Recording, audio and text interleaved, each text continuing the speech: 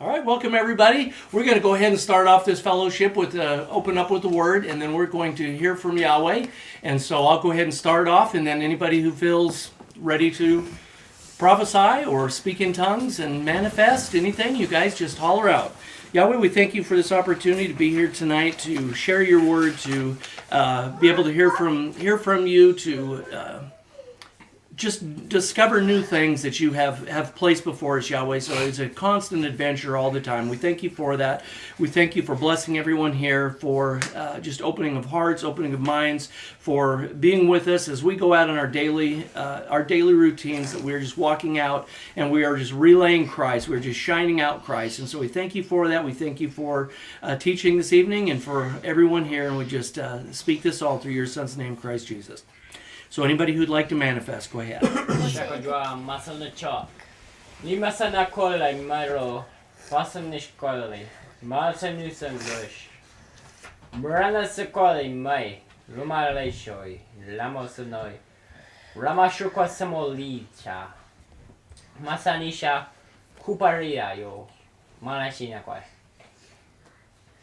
My children, don't be afraid of anything. Because fear or anything like that, I did not create. So there's nothing to be afraid of. Because almost anything I did not create on this world is not good.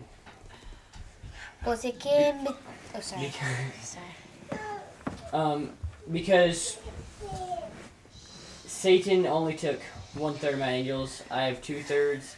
So you have nothing to fear and nothing to be afraid of. Amen. My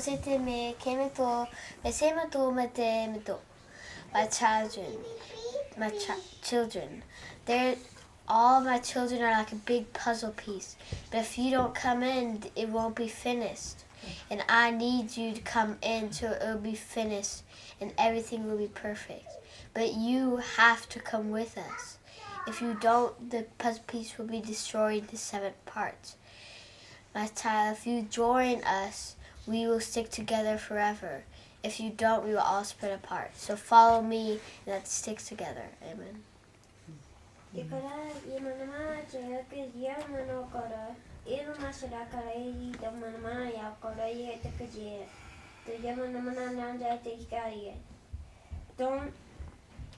Don't be staring. Don't be staring and just waiting for something to appear, for something to happen.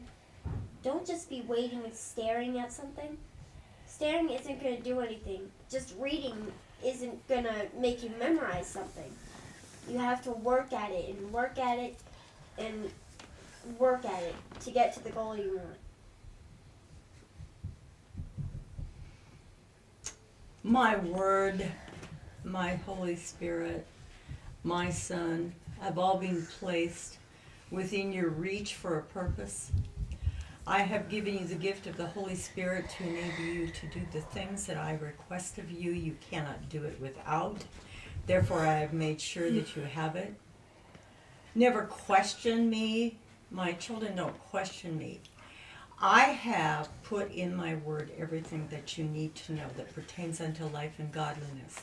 Therefore, if you study the word, you will not only grow healthier, you will grow wealthier, and you will grow more wisdom. Amen. I second that too. It's exactly what I was saying. Yahweh's saying that the word is the tools. The tools that are available to you are all contained within it. For none of the tools can be accessed without accessing this word and knowing this word and applying it. There's a woman watching, or will be watching, that knows exactly what she's supposed to be doing. And now she needs to know that her husband's on board, because she's afraid that if she's obedient, that it's going to divide her and her marriage. And you desperately desire to know the answer, and you're not supposed to know the answer. It is for you to be obedient, and as you walk out in faith and obedience, everything comes together. Knowing that your marriage and your relationship is more important to Yahweh and Christ than you can imagine. And He's calling you in a direction to obey. Just as Abraham was called out of Ur of Chaldees with his wife, not knowing how his wife would react, but he obeyed and he was blessed, so will you be blessed, and so is everyone. As we produce faith and walk out in obedience, all of our needs will be met. So rejoice that you're being called in a direction to produce faith, and don't resent. My children, life is like a math problem. Most parents look at the math and say, I'll do that tomorrow. My children, if you do it tomorrow, it's going to be twice the times hard. Take your time. Do the math problem, my children. And if you don't, you just say, I'll do it tomorrow. You need to be twice the effort. My children, if you don't just look at the problem, think about it. Think about every single problem. Think about what the answer would be. Don't just guess. Hallelujah.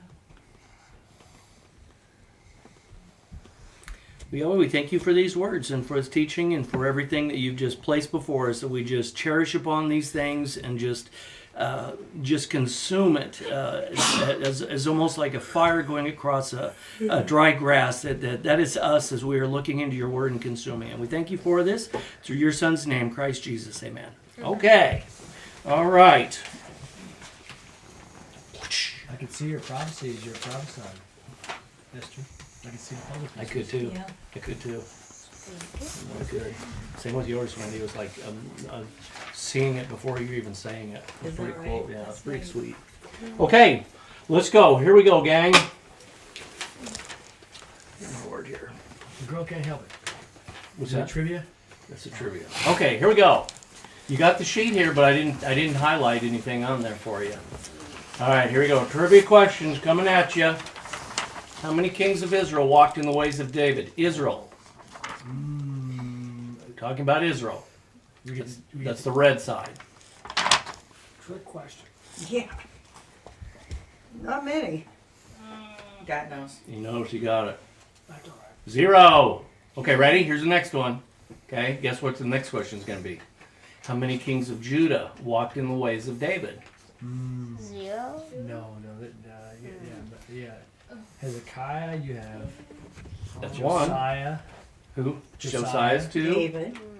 Well, Solomon. yeah, of course David walked in the ways of David. Okay, smarty. Solomon. Jehoshaphat. Tree. That's 3. Okay, and that's an excellent guess. Excellent guess, okay? Asa, Hezekiah, and Josiah.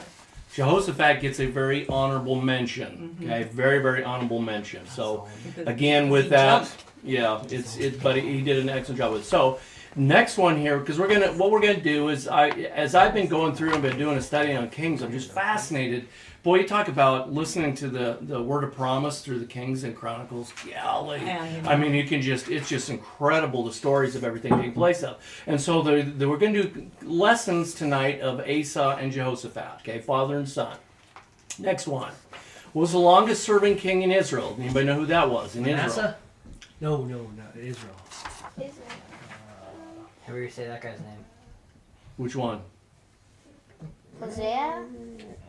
Azariah? I don't know. Come up. Jeroboam II. Amon? He was in 3D, this one. Okay, he was 41 years. How about kings of Judah? And Manasseh was 53 years, I think. Manasseh's it, 55 years. Yeah, long time for wicked rule. Long time for wicked rule. But what I want to show on this here as well is this. When you look at, it's probably on one of these next screens, when you look at, because I always thought about that, I'm like, well, 55 years, oh my Started gosh. at 12, though, right? Yeah, it's terrible, but I want to show you something that's kind of cool. Here's Kings of Israel, okay? Jehu had a little bit of good and evil. All the rest of these that are in red, bad dudes, okay? This is Israel, okay? There's no, when you look at that grid that I showed you and you see that Israel got taken into captivity, yeah, no doubt about it, okay? All right, so now let's go to Judah. Green is good, okay? The red ones are bad. Now here's the thing. We looked at, let's go back one here real quick to Israel. Here is, where's Manasseh? Well, he'll be in Judah. That Oh yes, I'm sorry, Judah, yeah, I'm sorry, I was on the right one. Okay, you had Manasseh and Amon, 57 years, okay? Look up above here, Uzziah and Jotham, 70 years. Wow. Look here at Asa and Jehoshaphat, 66 years. Wow. Okay? And so, yes, you did have a bad period here. You had 57 years. Look here, Joash and Amaziah. Okay? Almost 70 years. So you had two kings together for long periods of time. Yes, Manasseh's a long time, but we had 3 different periods of good kingship going on. We did. And so it's something I'm like going, okay, yeah, we did. Manasseh was a bad dude. Okay, but there's good as well in there.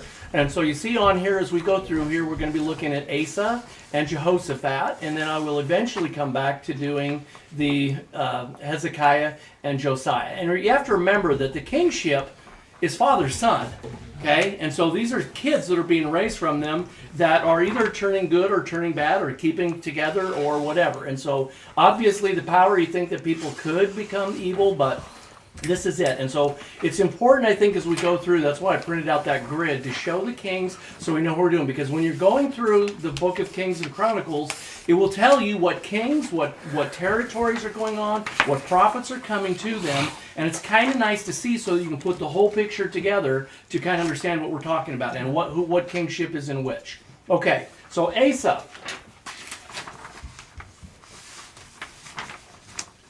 Physician, healer, kind of buried on that a little bit. Son of Abijah, grandson of Rehoboam. So here's what you have to think of. When we looked at that chart here, and I'm going to pull this back out again here.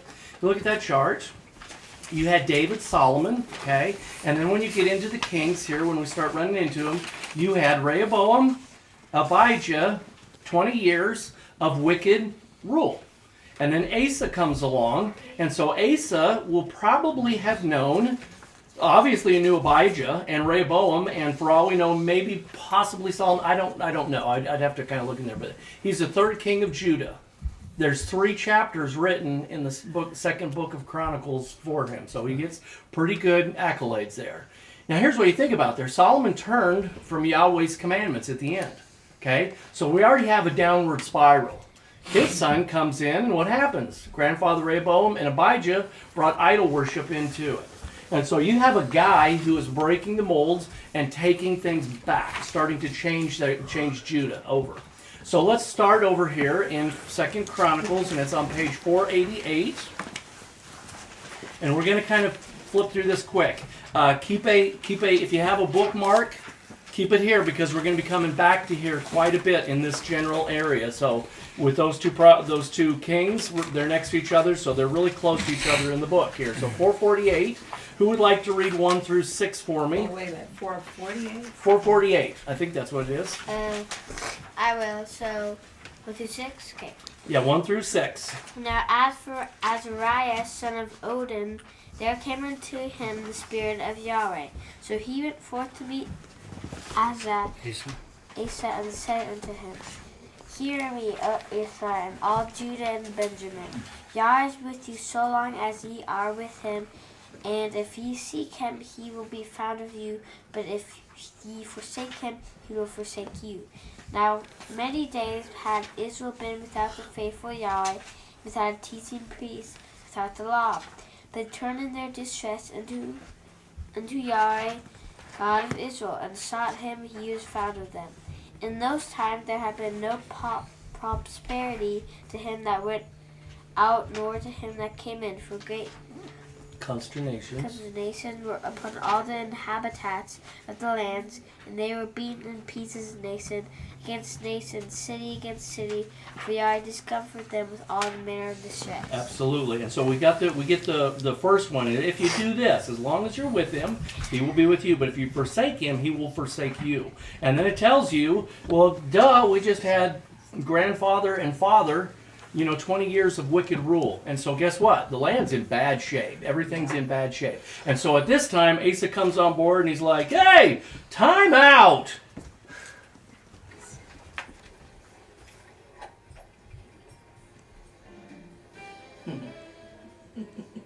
I love this. It's one of my favorite scenes in the movie.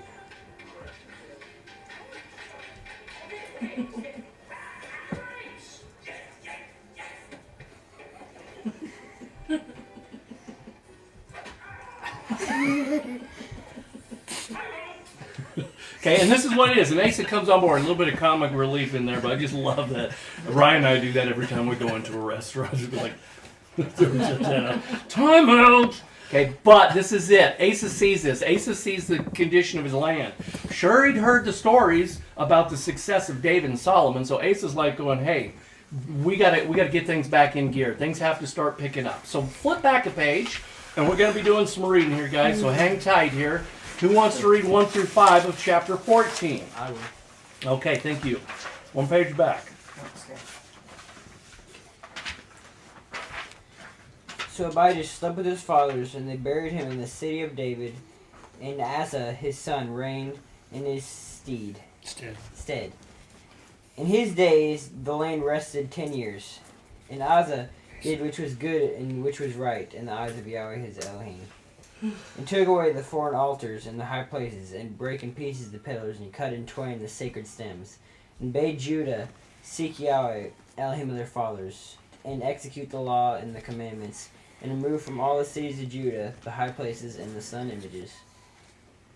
And the kingdom became quiet before him. That's it. Okay, so what he did is this. The first thing, and so as we go through here, land had no prosperity. Okay, so when we look at this, all manners of distress and consternations, the first step in the transformation. So when we go through here, there's life lessons to, even though this was long time ago, that we can glean from this. Nothing changes. It's the same thing. If people are wicked, the land will be cursed. Everything else, Yahweh will not be with them. First thing is the demolition. Okay, what does that mean? Means we got to get rid of all the junk. Okay, everything in there's got to be junk. Now, take in note, as you see here, that Asa went in and removed the high places, the sun pillars, all those things in here.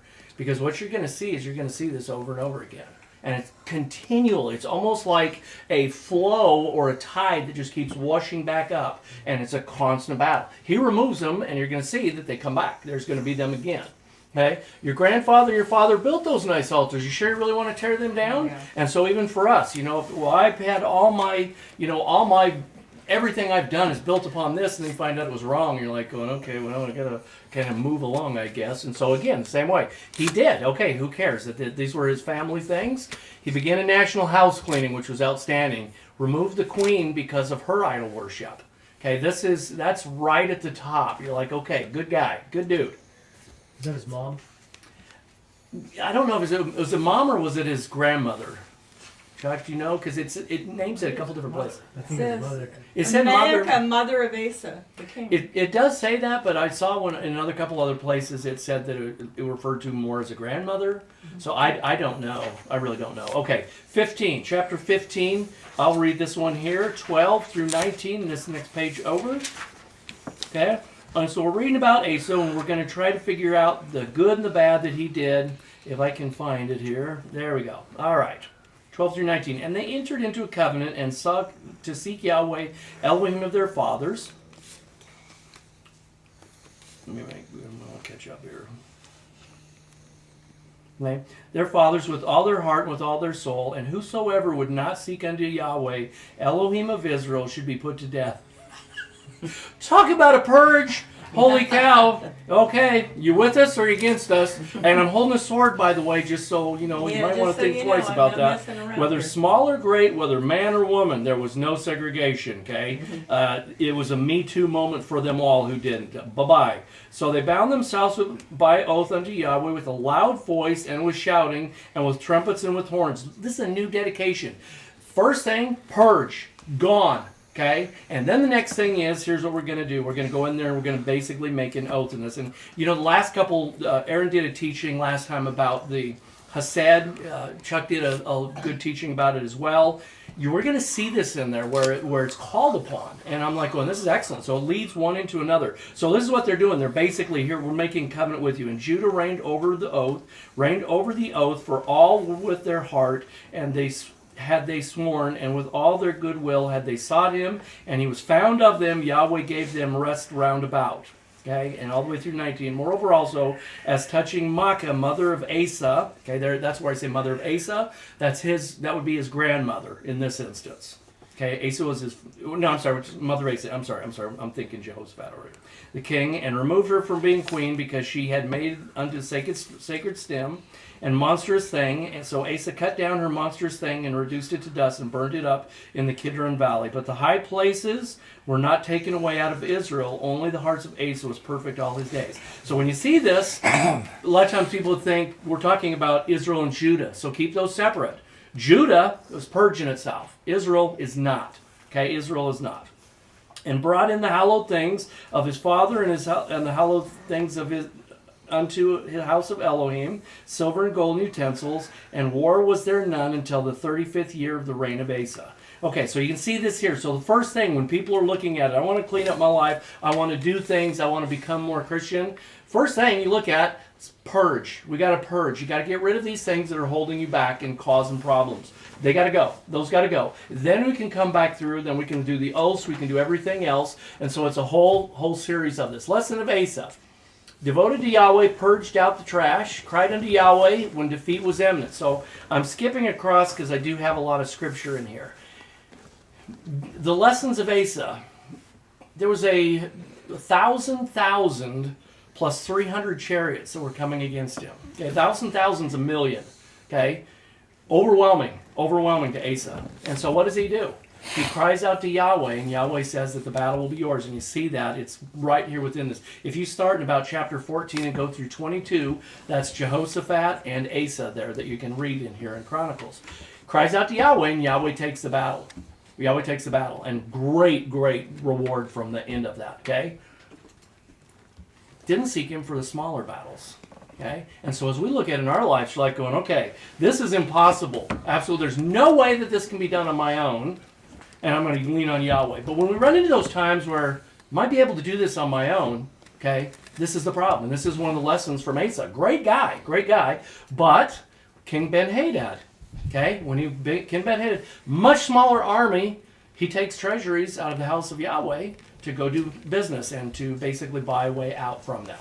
And what happens with that, we'll read. Okay, the next one is exceedingly severe foot disease. And it says this, that even with that he went to the physicians instead of coming to Yahweh for it. And so I'm like going, golly, how often is that stating me up that I'm like going, these things. The big battles all come to Yahweh because I can't do that. There's no way I'm going to be able to make it. But the smaller things, yeah, we'll see. If I need Yahweh, I'll call upon him. And Yahweh shows this here in his word because of this. So we're going to look at this here.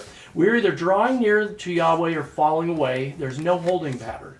Okay? And so you're either growing towards him or you're growing away from him. And it's a daily ritual. And you can see this as we go through because of all the times that the idol stuff flows back in, even under good kingship. Even under the good kingship, it still comes back in.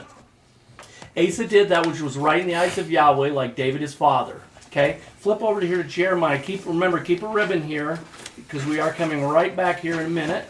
Jeremiah's on page 733. And again, if you want to read about those two, start at about chapter 14 and go all the way through 22, and you can get everything from this teaching between those. All right, who wants to read this one here? 17:5. I will. Okay, thank you.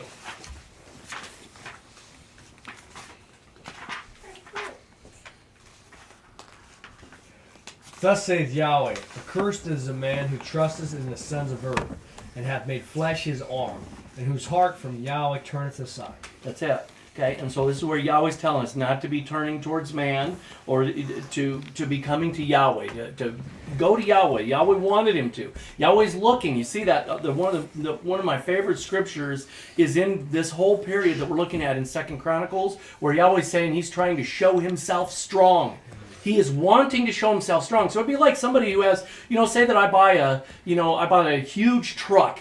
Okay, 4x4. I'd go driving around looking for people who are stuck in the ditch. Yeah. Hey man, you need some help? That's what Yahweh's trying to do. I'm trying to get you. Who wants this? Who wants to do this? And so when we turn away from it, Yahweh's like going, I could have helped you out here. Would have been a great story for both of us.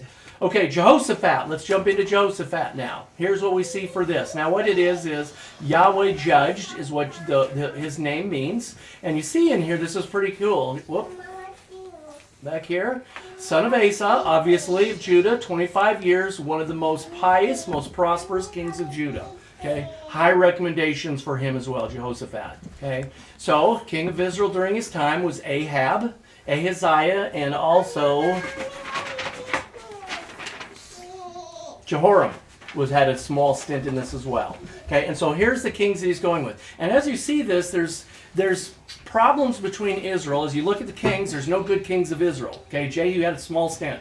Judah had a bunch. Okay, so what's happening? Think about it this way, that you have family that is going very wicked, and there's still, you look at them, it's my family, for crying out loud. I'm concerned about you, but I have no control over you. I have no control, and so Judah is trying to stay in line with good kings. Israel's just going off on their own, okay? And so what do? Do we make allegiances and alliances with those? Okay, but there are people. They're the same people that got freed from Egypt, okay? And so you can see that their heart's out for them, but at the same point, these guys don't want Yahweh. They don't want Yahweh, and so there's nothing that can be done for it. So this is the kings during that time frame. First thing that Jehoshaphat did, now remember, we had a good long stint. Now we're going into 25 years of Jehoshaphat, so we're having a good back-to-back. Walked in the commandments of Yahweh, instructed the prophets and Levites to teach the book of the law, all to Judah. So he knew the word. Jehoshaphat knew the word. And hey, we've got to teach this. Why is things happening? Because people don't know. People don't know, and if we don't instruct this and continually purge and keep doing this, and demolition, get rid of the junk, bring in the good stuff, then we're going to run into problems. And so he knew this, and so he did. He fortified Judah, and then immediately started assigning people to go teach. So let's flip here. Again, keep the one ribbon here. We're going to go to 1 Kings now, I'm sorry. 1 Kings 22. And it's going to be on page 380.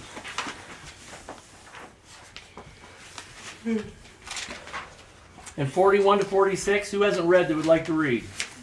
I will. Okay, sounds good, Mel. Page 380, starting in verse 41 through 46. Now, Jehoshaphat, son of Asa, began to reign over Judah. The 4th year of Ahab, king of Israel. Jehoshaphat was 35 years old when he began to reign. And 25 years reigned he in Jerusalem, and the name of his mother was Azubah, daughter of Shilhi. And he walked in all the way of Asa his father, turned not aside therefrom, doing which was right in the eyes of Yahweh. Nevertheless, the high places were not taken away. Still were the people offering sacrifices and burning incense to the high places. And Jehoshaphat made peace with the king of Israel. Now the rest of the story of Jehoshaphat and his might that he shewed, and how he wearied our word, are they not written in the book of the Chronicles of the Kings of Judah? Moreover, the rest of the male devotees who remained in the days of Asa's father, he consumed at the land. What? Like going, are you serious? Okay, so here again, this is where Asa, good dude, A+, good job. What the heck is this? Male prostitute. Okay, yeah, and so Jehoshaphat went one step more, okay? And we're still talking about the high places and the idolatry and everything else. Same stuff that we go through today, okay? They're going through now, okay, or in their time period there. And so on top of that, Asa gets all these great recommendations. I'm like going, man, you wouldn't want that being one of the last things said about you. Yeah, you didn't get rid of the male devotees, so I did. I'll do it for you. Okay, and so again, when we see this, it's the same thing. It's the purging. And so Jehoshaphat comes on board and takes another step forward. And he takes the prophets and the Levites, go to all the places, all the cities, and teach the law. Not what feels good. I'm not going to, hey, let's sit down, we'll all sing and kumbaya together. Teach the law. The law is what made them free and what gave them the Hesed with Yahweh. Okay, so 2 Chronicles, go back to where we were. Just a few pages back over. I'll give page number in case anybody does not have it. We're going to be on page 449, and I will read this here. Okay, and so this is the two of them. It's like a duo. This is a great father and son team together. So Chronicles 17, I'm going to go 3 through 12. Here we go. And it came to pass that Yahweh was with Jehoshaphat, because he walked in the first ways of David his father, and sought not unto Balaam, for unto the Elohim of his fathers he sought, and in his commandments he walked, and not according to the doings of Israel. Great. Okay, great. He was not swayed by their neighbors. Okay, even though he had big heart out for Israel. Big heart for Israel, he was not swayed by them. Okay? Therefore did Yahweh establish the kingdom in his hand, and all Judah gave a present unto Jehoshaphat. And he came to have riches and honor and abundance, and his heart was encouraged in the ways of Yahweh, and yet he further took away the high places and sacred stones out of Judah. For crying out loud, this is a continual purging. You know, and you got to see this. It's think of it as weeds coming up. Mm-hmm. Man, if you don't tend to this now, it's going to take over. And so it's in their time, righteous place. Remember, they got rid of all the people who weren't willing to serve Yahweh. Okay, gone. Yeah. Okay, and so what's happening here? What's happening? People, obviously, that are in there are still turning and doing wicked things. Okay, it's still happening.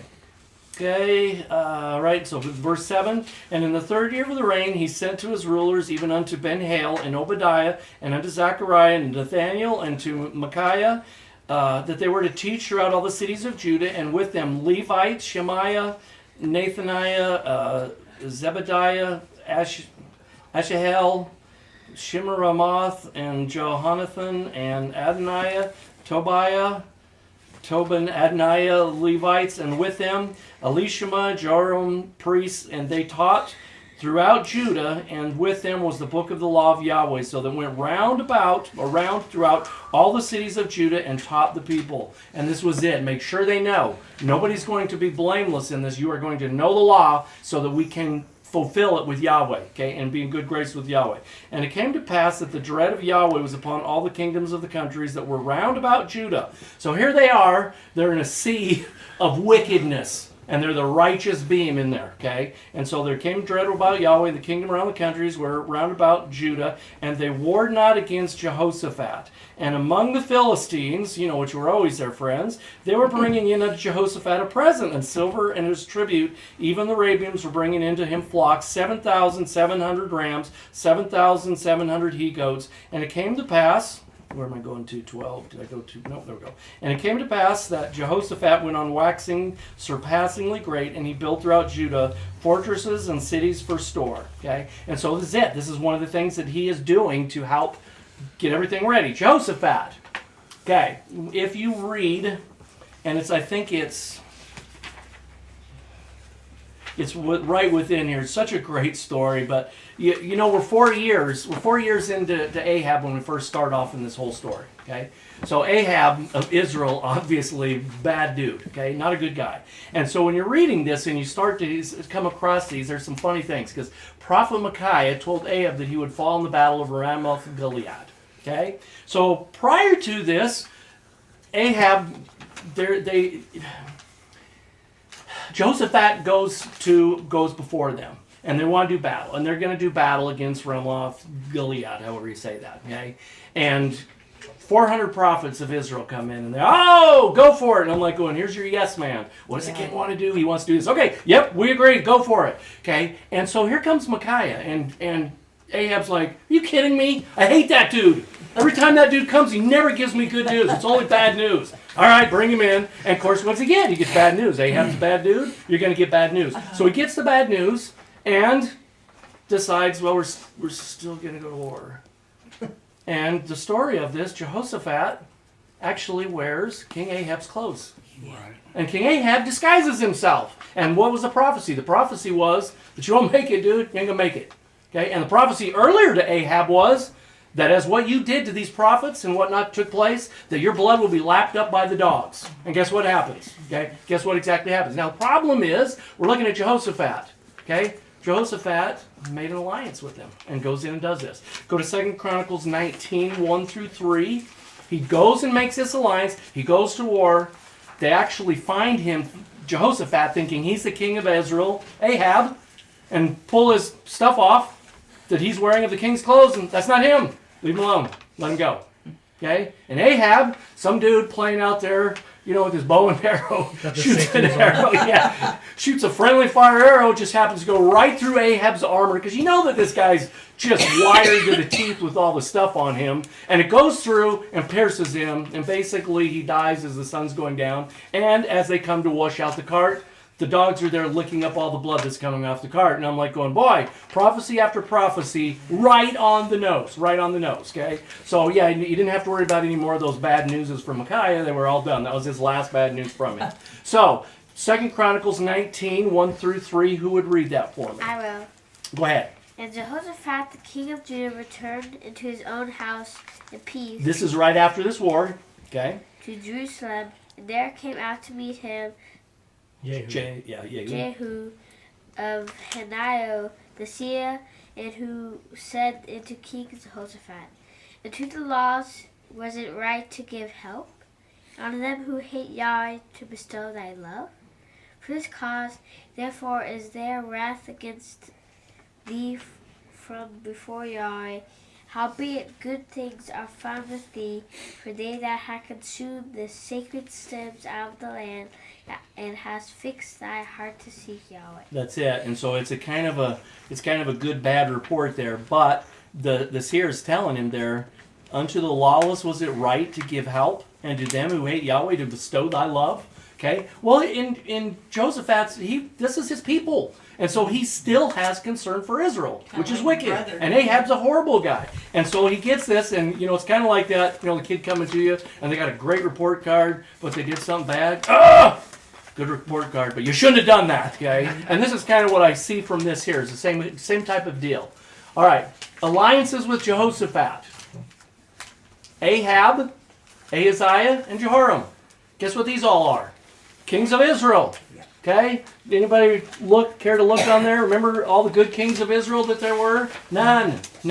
Alliances that were made with them that Jehoshaphat did. Okay, so his heart was in the right place for trying to please Yahweh, but he still had his heart for Israel as well, which was a wicked and corrupt place. Okay, alliances against Jehoshaphat. These are the alliances of people now coming in against Jehoshaphat. And you had Moab, Ammon, however you say that, Minnam. Okay, these were the alliances against them. And so obviously the alliances against him, these are warring factions coming against them. Not a whole lot you can do with that, okay? But the alliances that you do make, he made alliances that were not necessarily good, okay? And so because of them being his own people. Great multitude came against Judah. Fear set his face to seek Yahweh. So we are going to read here, I'm going to read this next one here, but this is what I'm mapping out for you is this. As he sees this, a big battle's coming against Jehoshaphat. Okay? And people come in and tell them, hey, great multitude coming in against you. They will overtake us. Okay? And so I think about that even nowadays. You're like going, man, how is a small group of people going to go against 10,000, 100,000, a million? Okay? And you're like going, well, that's our own senses thinking that. Well, golly. This is where it becomes supernatural. And so when we see this, it's a wonderful statement of faith on Jehoshaphat's part and preparation for what needed to be done for this to take place. And so I love it because it maps it out like step by step almost, as I see it, of what Jehoshaphat did that was just right on cue. And you could see it. Okay, and this is where the Hesed will come in as well. Aware of his enemies and his inadequacies. Okay, so he knows that them alone, they're going to need help. They are going to need help. Okay, so he's aware of that. The word comes about the battle belonging to Yahweh. Okay, what a great word. Hey, one guy, spirit comes upon him while they're all out there, because trust me, these are not good times right now. Okay, the peace is not here, peace is gone, and battles come against us. And so the word comes to a guy, one of the people that's there, the words of the Spirit of Yahweh comes into him and tells him this prophecy. Okay, and basically it's not going to belong to them, it's going to belong to Yahweh. Prostration, worship, praise with a loud voice. Now, take into consideration here, nothing's been done yet. Nothing's been done. What a statement of faith for these guys, okay? Because prostration, worship, praise with a loud voice, but nothing's taken place. This is all ahead of what's going to happen that you haven't seen happen, okay? Next one is, trust ye in Yahweh, trust ye in the prophets, and ye shall prosper. That's a quote right out of here as well. Appointed singers to sing unto Yahweh. Again, this is before anything happens. Okay? And the gathering of the spoil, because what takes place. So we're going to go to here, and I'm going to read this entire chapter. Hang tight with me. I'm going to read fast, but this is incredible, and this is a wonderful testament and a wonderful story, and it's Jehoshaphat, how he did, and how he calls upon Yahweh. You did this for us. And what he's doing is he's cashing in on his asced. This is exactly what he's doing. You told us that if we did these things, okay, you made this promise. This is possession of our land, not their land. And he goes through there and he labels it. And so what he's doing is he's saying, hey, here's our contract. I'm cashing in on our asced. I've done my part. I've done it. So this is now you. And he did. And I'm like going, golly, excellent. Okay, here we go. Starting in verse 1. And it came to pass after this that the sons of Moab and the sons of Ammon, and with them sons of Mian, came against Jehoshaphat to battle. And there came some of the, then told Jehoshaphat, saying, there is coming against thee a great multitude beyond the sea from Syria, and lo, the Tamor, the same in Engadi. And Jehoshaphat was afraid and set his face to seek Yahweh. And you can imagine, this is going to be everybody's reaction. First things, fear. Okay, battle the fear. First thing coming in is a fear. And he proclaimed a fast for all Judah, and Judah gathered themselves together and to inquire of Yahweh. It's the next best step. Inquire of Yahweh, even out of all the cities of Judah came in there to seek Yahweh.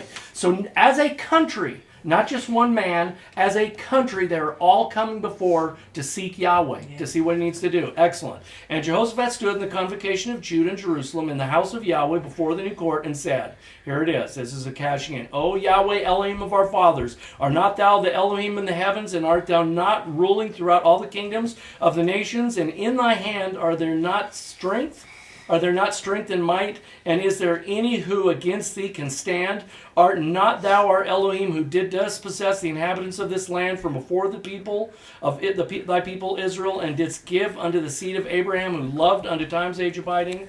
And they have dwelt therein, and have built for thee therein a sanctuary for thy name's saying, if there come upon us calamity, the sword of judgment, or pestilence, or famine, we will stand before the house and before thee, for thy name is in this house, that they may make outcry unto thee unto the distress that they mayest hear and save. Now therefore the sons of Ammon and Moab and Mount Seir, and whom did not suffer Israel to invade when they came out of the land of Egypt, but when they turned away from them, destroyed them not. Yea, lo, they were requiting us by coming to drive us out from thy possession, which thou didst cause us to possess. O our Elohim, wilt thou not bring judgment upon them, seeing that there is in us no strength before this great multitude that is coming against us? We therefore know not what we shall do, but unto you are our eyes. Okay, excellent. And all Judah was standing before Yahweh with their little ones, their wives and their children. I'm not sure if the little ones is like midgets or dwarfs or something. And as for Jezahel and Zacharias, son of Benaniah, son of Jeiel, son of Mattaniah of Levite, of the sons of Asaph, there came unto him the Spirit of Yahweh in the midst of the convocation, and he said, give ye heed, all Judah, and all the inhabitants of Jerusalem, and King Jehoshaphat. Thus saith Yahweh unto you, as for you, do not fear or be dismayed by reason of this great multitude, for not yours is the battle, but Elohim's. Tomorrow go ye down against them, for lo, they are coming up by the ascent of Ziz, and shall find them at the end of the ravine facing the wilderness of Jeril. And it is not for you to fight in this matter. Take your station, stand still, and see the salvation of Yahweh with you.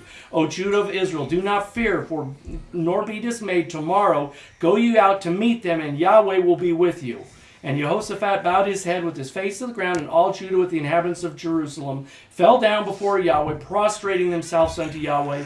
And the Levites of the sons of Kohathites and the sons of Korathites stood up to offer praise unto Yahweh, Elohim of Israel, with an exceeding loud voice. Okay, wonderful. These guys are right in play with this, knowing and believing that the Spirit came and that the words are exactly right. So they rose early in the morning and went out to the wilderness of Tekoa, and as they went out, Jehoshaphat stood and said, hear me, O Judah, and ye inhabitants of Jerusalem. Trust ye in Yahweh your Elohim, and ye shall be trusted. Trust ye in the prophets, and ye shall prosper. And when he had given counsel unto the people, he appointed such should sing unto Yahweh and offer praise and holy adoring, and as they should bring as they should be going forth before the armed men, that they should be saying, "Oh, give thanks unto Yahweh, for age abiding is his ascent." And when they begin to sing to the praise, Yahweh had set liars in wait against the sons of Ammon, Moab, and Mount Seir, who were coming over against Judah, and they were smitten. And there rose up the sons of Ammon and the sons of Moab against the inhabitants of Mount Seir. So basically what you have is the armies that are all coming to attack you all start fighting each other and destroying each other. Okay? Absolutely destroying each other. And you guys, they're sitting up there, eating their popcorn and singing and everything else going, holy cow, what was going to be devastation. And so I think about that even in our time, as you have all these factions that are coming against Christ. And I think to myself, there's going to come a time where they're just going to start destroying themselves. Yeah. They're coming for us. Oh, no, they're not really. Yeah. They're going to destroy themselves right there in the streets. Okay? Islam and transvestites. Yeah, exactly. So, okay, so then rose up the sons of Ammon. Okay, we've got that here. We're in 24. So when Judah came near to the watchtower of the wilderness, they turned toward the multitudes, and lo, there were dead bodies fallen to the earth, with none to escape. And when Jehoshaphat and his people came near to plunder the spoil of them, they found among them in abundance both riches, dead bodies, precious jewels, and the stripped off from themselves beyond what they could carry away. Beyond what they could carry away. Could you imagine that? I have cargo pants and I can carry a lot of stuff. Like going, okay, I'm going to have to come back and make another trip. Okay, holy cow, this is incredible. And they were 3 days plundering the spoil. Think about that. All right, guys, I'm getting tired of going and collecting all this great stuff. Somebody want to give me a break here for a second? Okay, 3 days of the great spoil. And it's on the fourth day that they assembled themselves in the Vale of Barak for there they blessed Yahweh. On this account was the name of the place called the Valley of Barak unto this day. Then turned every man unto Judah and Jerusalem with Jehoshaphat at their head to go again to Jerusalem with joy. For Yahweh had caused them to rejoice over their enemies, so they came to Jerusalem with harps and lyres and with trumpets and unto the house of Yahweh. And it came to pass that the dread of Elohim was upon all the kingdoms of the countries. Yeah, you can imagine. When they had heard what Yahweh had fought against the enemies of Israel. So the kingdom of Jehoshaphat was quiet, for his Elohim gave him rest round about. Thus Jehoshaphat reigned over Judah 35 years when he had begun to reign, and 25 years reigning in Jerusalem. And the name of his mother was Azbuzah, daughter of Shelai, and he walked in the ways of his father Asa, and turned not from it, doing that which was right in the eyes of Yahweh. Howbeit the high places were not taken away, for as yet the people had not fixed their heart unto Elohim of their fathers. You're like, oh boy.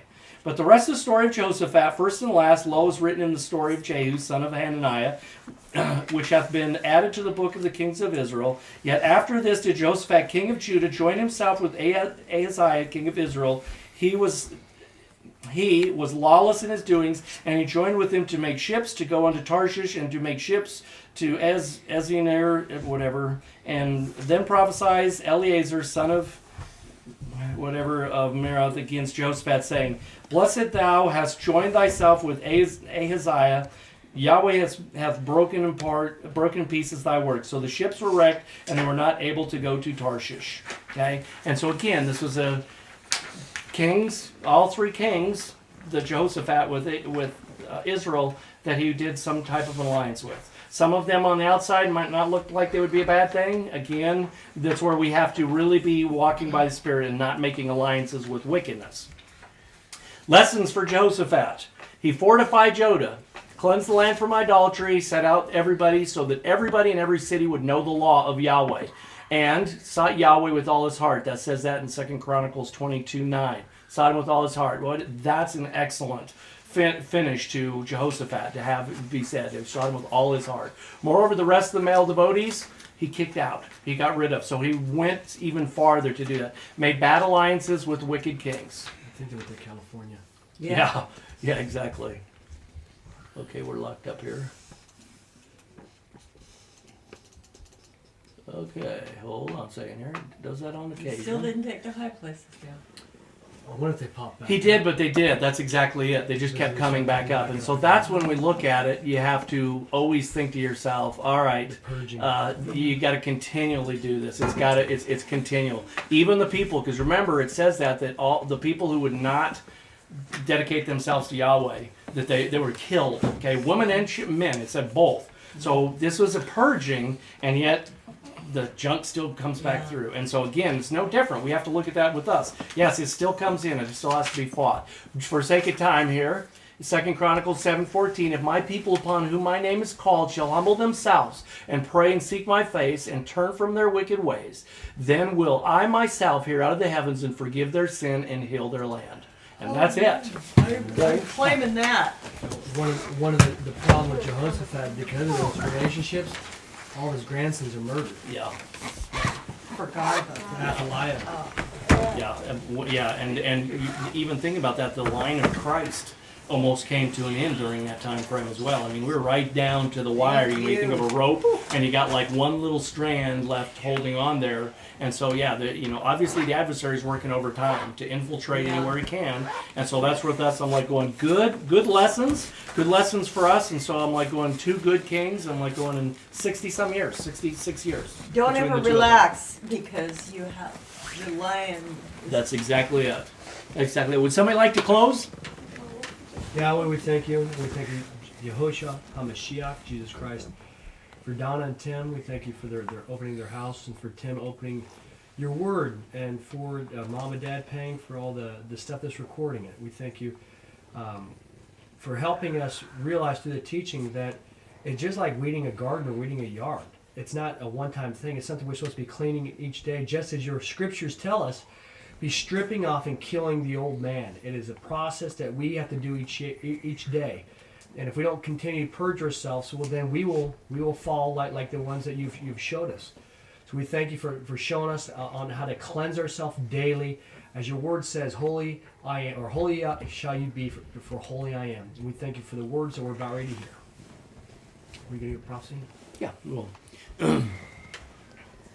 My sons and daughters, keep your eyes fixed to the callings that I have given to you. For you intercede to me, and I hear your callings and your beckonings, and I have given you also positions. And so you must take step 1s, step 2s, and step 3s, and do not try to jump past and go to another point. For as you are learning, it is like a babe that is coming off of milk. And so you have to, if you don't push yourself, you will always be this babe on the milk, and you will never go past, and you will never reach your full potential that I call you in to be. So come to me, calling out to me, knowing that I will respond to you, but I call upon you also that if you do not know my word, and you do not study my word, and know my commandments, that you will not be able to be fulfilled, and you will not be able to mature into the life that I call you into. Amen. All right. Everybody, if you could pray for the